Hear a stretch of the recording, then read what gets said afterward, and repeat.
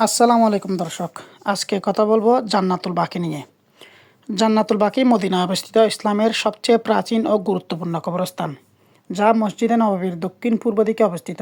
622 খ্রিস্টাব্দে মহানবী সাল্লাল্লাহু আলাইহি ওয়াসাল্লামের নির্দেশে প্রতিষ্ঠিত এই পবিত্র স্থানে প্রায় 10,000 সাহাবী, আহলে বায়তের সদস্য, নবীজির স্ত্রীগণ মা খাদিজা ও মাইমুনা রাদিয়াল্লাহু তাআলা আনহু ছাড়া এবং বহু তাবেঈন সমাহিত হয়েছেন।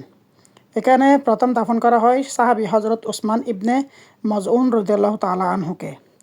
মদিনা শরীফের কেন্দ্রস্থলে মসজিদে নববীর খুব কাছে এটি অবস্থিত।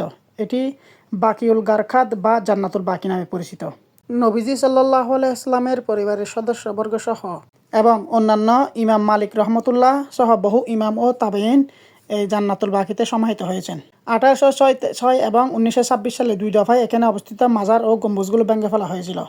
বর্তমানে এটি সৌদি সরকারের তত্ত্বাবধানে একটি সাধারণ কবরস্থান হিসেবে রক্ষণাবেক্ষণ করা হচ্ছে।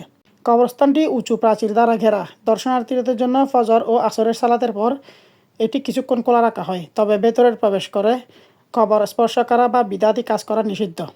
জান্নাতুল বাকি জান্নাতের একটি অংশ। এই বিশ্বাস মুসলমানদের কাছে অত্যন্ত আবেগ ও সম্মানের স্থান। তো দর্শক, এই ছিল জান্নাতুল বাকি নিয়ে কথা। আপনারা ভালো থাকবেন, সুস্থ থাকবেন। ভিডিওটি ভালো লাগলে প্লিজ ভিডিওটি সাবস্ক্রাইব করে দিবেন। ধন্যবাদ। ইনশাআল্লাহ দেখা হবে পরের ভিডিওতে।